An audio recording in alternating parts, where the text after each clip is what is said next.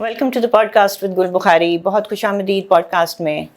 कल अल्लाह अल्लाह करके supreme court की कार्रवाइयों से जान छुड़ाई थी, मईशत और IMF की बातों पर प्रोग्राम किया था, लेकिन अनफॉर्चुनेटली आज वापस सबसे बड़ी ख़बरें यही हैं कि सुप्रीम कोर्ट में क्या हुआ और क्या नहीं हुआ। तो आपको सब कोर्ट रिपोर्टर्स अब तक बता चुके हैं कि काजी फ़ाइज़ ईसा साहब ने अपने एतराज़ात या जवाब जो है उनका वो उन्होंने जमा कराया और 12 सफ़हात पे मुश्तमिल करारा सा जवाब जमा कराया। उसके सारे पॉइंट्स आपको ख़बरों में भी मिल गए हैं, आपको कोर्ट रिपोर्टर्स ने भी बता दिए, वीलॉग्स में भी बता दिए, इसलिए मैं उनको दोहराऊंगी नहीं।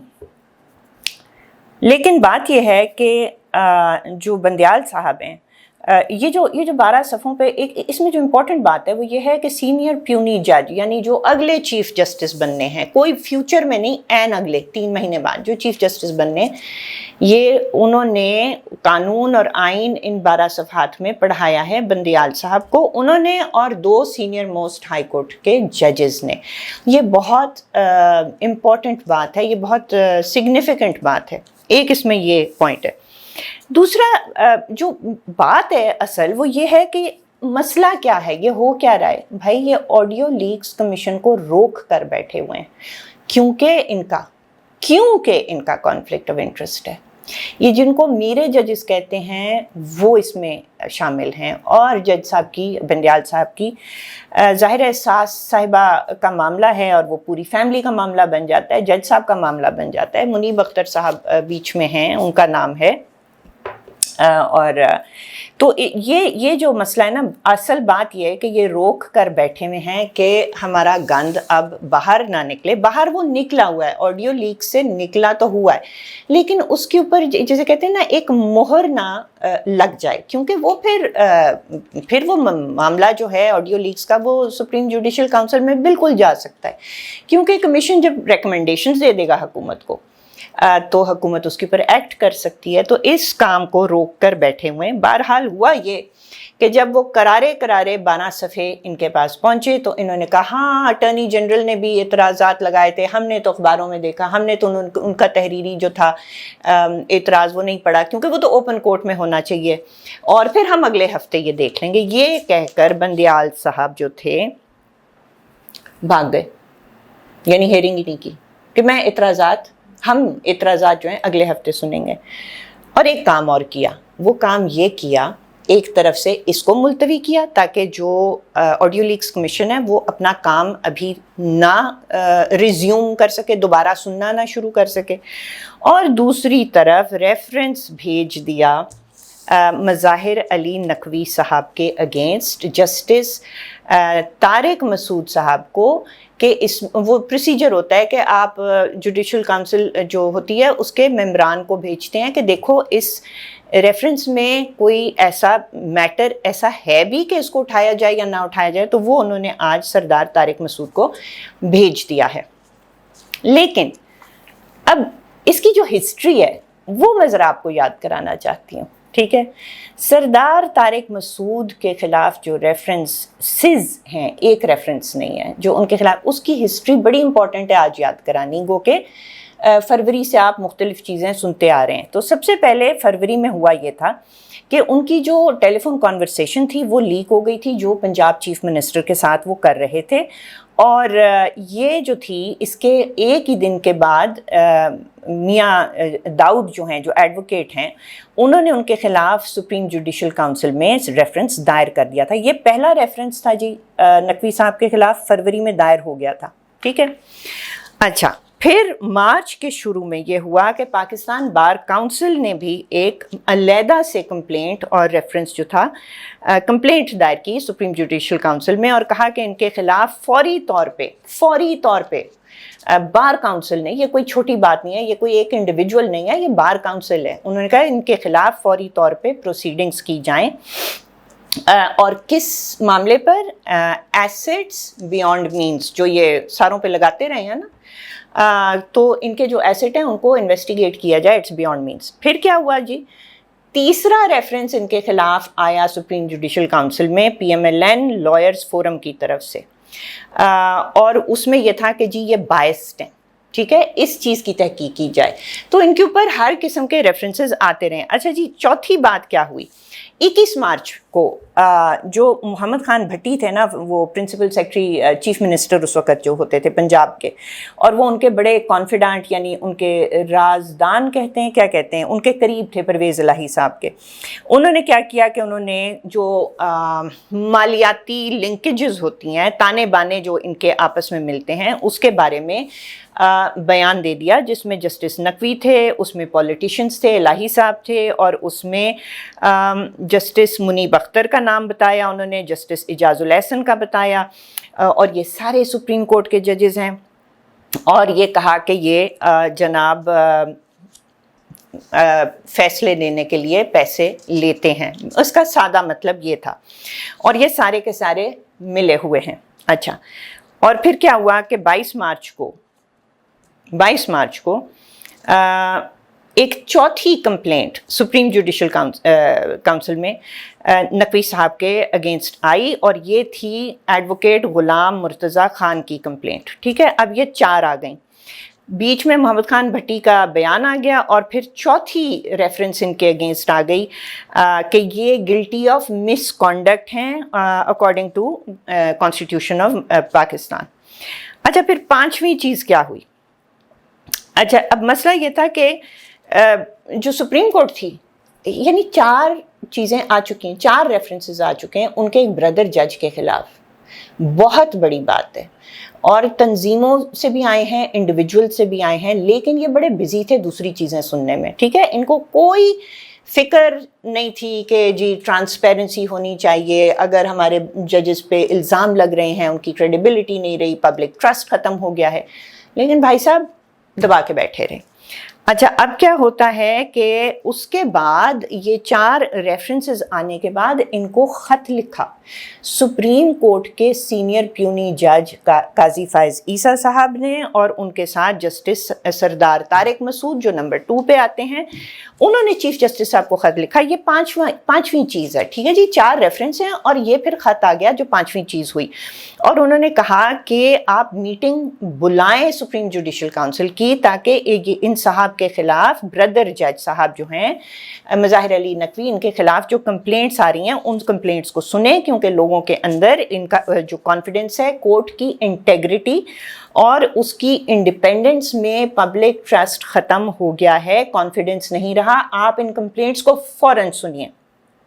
اچھا, لیکن بات یہ ہوئی کہ وہ بھی انہوں نے نظر انداز کر دیا, اور پھر اس سے ظاہر ہے یہ پرسیپشن بلڈ ہوئی, کیونکہ کہ جو نقوی صاحب ہیں وہ مزید چند ججوں کی طرح وہ بندیال گروپ کے ہیں. تو آپ یعنی یہ پھر بڑھتا گیا کہ یہ سپریم کورٹ کے ججز کا خط بھی نہیں نوٹ کر رہے. اچھا, پھر 10 اپریل کو ایک اور کمپلینٹ سپریم جوڈیشل کونسل میں آ گئی, اور یہ ایڈوکیٹ سردار سلمان صاحب نے دائر کی, اور یہ تھی, اس میں جو کمپلینٹ تھی نا, یہ چیف جسٹس کے اپنے خلاف تھی, اور اس کے علاوہ 3 مزید جو سپریم کورٹ کے ججز ہیں ان کے خلاف تھی, اور اس میں نقوی صاحب کا بھی نام تھا. تو یہ جی 6 واقعات ہو گئے, جس میں سے 5 پراپر کمپلینٹس ہیں اور 1 خط ہے.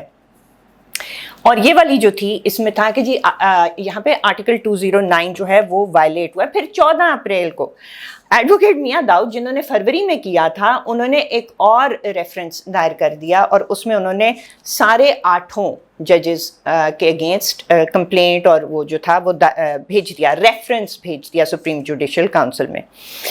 اس کے بعد کیا ہوتا ہے, یہ ہو گئے 7 واقعات, جس میں سے 6 ریفرنسز ہیں, 1 سپریم کورٹ کے ججز کا خط ہے. بندیال صاحب اگنور پہ اگنور پہ اگنور پہ اگنور. ذرا چیک کریں, کیا کہوں, ڈیٹائی چیک کریں.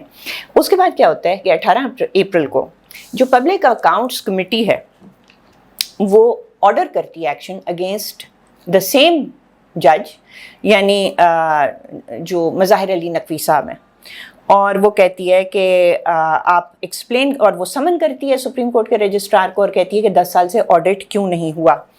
اچھا, پھر کیا ہوتا ہے کہ 9 مئی کو جو یہی ہے پبلک اکاؤنٹس کمیٹی، یہ 14 ممبران پہ مبنی ہے، یہ ووٹنگ کرتی ہے جس میں سے 13 جو ہیں وہ کہتے ہیں ہاں یہ ہمیں پروسیڈنگ کرنی ہے.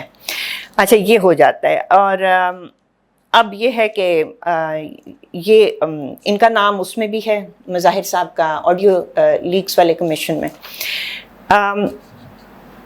اور پھر بہت بڑا مسئلہ ہے جو اس کے اوپر مبنی، ان ساری باتوں کے اوپر مبنی باتیں ہو رہی ہیں، اس میں یہ ہے کہ سپریم کورٹ کے یہ جو 8 ججز، کبھی 5 بیٹھتے ہیں کبھی 3 بیٹھتے ہیں، انہی 8 میں سے ان کے جو فیصلے ہیں ان کی ڈپلیسٹی یعنی ان کے دوغلے پن پہ بھی بات چل رہی ہے. اب یہ سارے بہت سیریس ایشوز ہیں.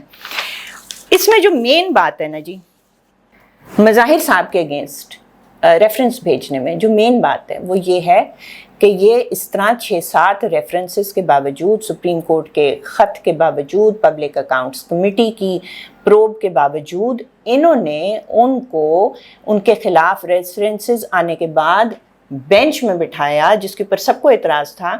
اور بینچ میں بٹھانے کے بعد اگلے دن کہا کہ یہ میرا خاموش پیغام تھا کہ میں اپنے ججوں کو، اب یہ آپ لفظ نوٹ کریں، اپنے جج، یعنی ان کے کچھ جج جو ہیں جیسے قاضی فائز عیسیٰ تھے، جب ان کے اوپر ریفرنس آیا تھا اور غلط آیا تھا اور وہ انتہائی مشکوک ریفرنس تھا، وہ تو سارا چلتا رہا، اس پہ تو ان کو کوئی اپنے جج نہیں یاد آئے کیونکہ وہ اپنے نہیں تھے. اب یہ کہتے ہیں میں اپنے ججز کے اوپر جو بھی میلی آنکھ اٹھائے گا وہ پہلے میرے سے گزر کے جائے گا.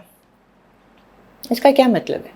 سپریم کورٹ کے جو ججز ہیں جو انصاف بانٹتے ہیں، کیا اگر وہ مس کانڈکٹ کر رہے ہیں، مس کیریج آف جسٹس کر رہے ہیں، کرپشن کر رہے ہیں، رشوت لے رہے ہیں اور رشوتیں لے کر فیصلے دے رہے ہیں، ایک پولیٹیکل پارٹی کے فیور میں دے رہے ہیں اور اس میں سے پیسے بنا رہے ہیں، وہ میرے جج ہیں اور ان کی آپ تحقیق نہیں ہونے دینا چاہ رہے.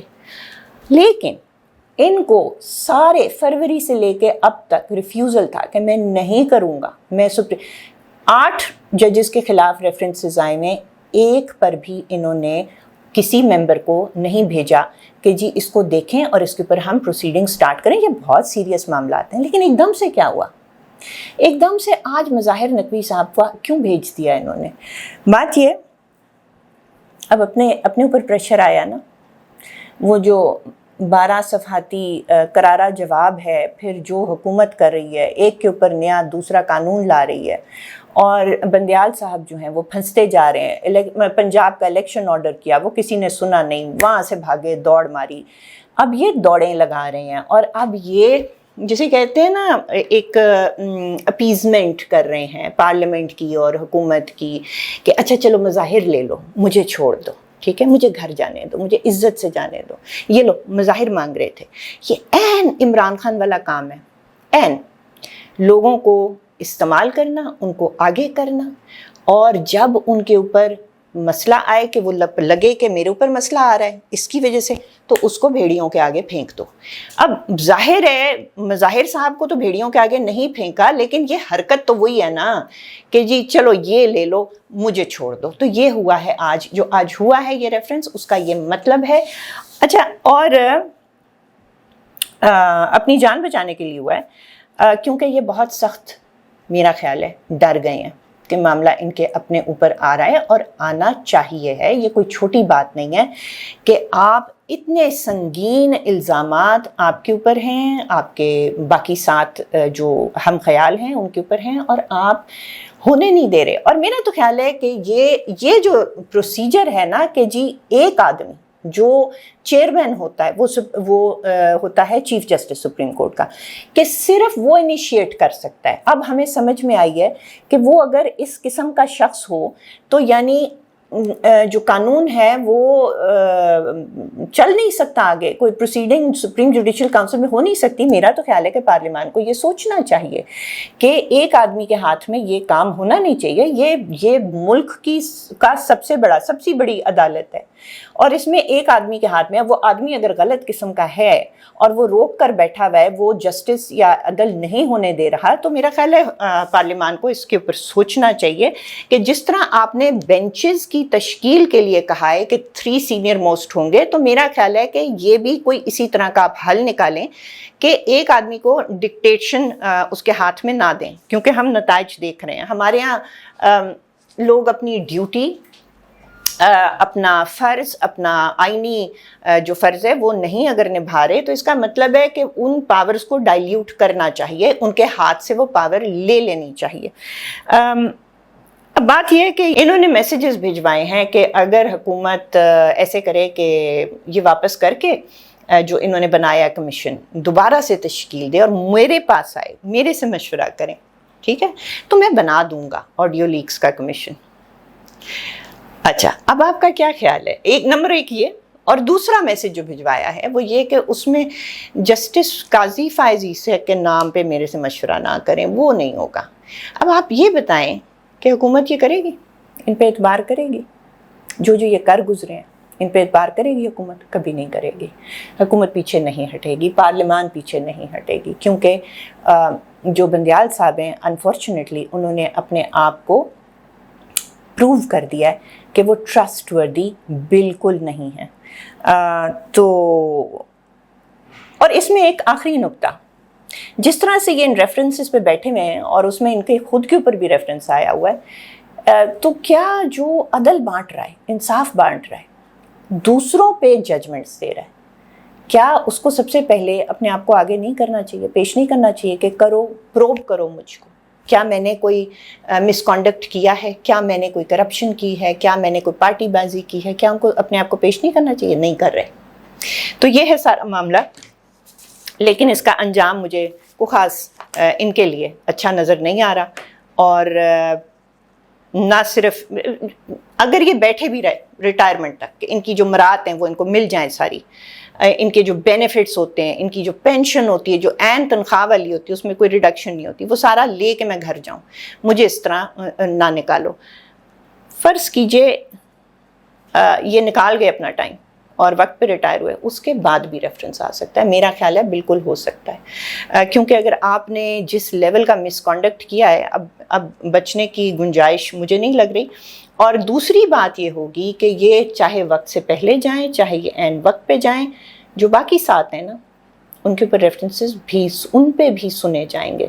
اور اب پانی سر سے گزر گیا، بہت بہت شکریہ۔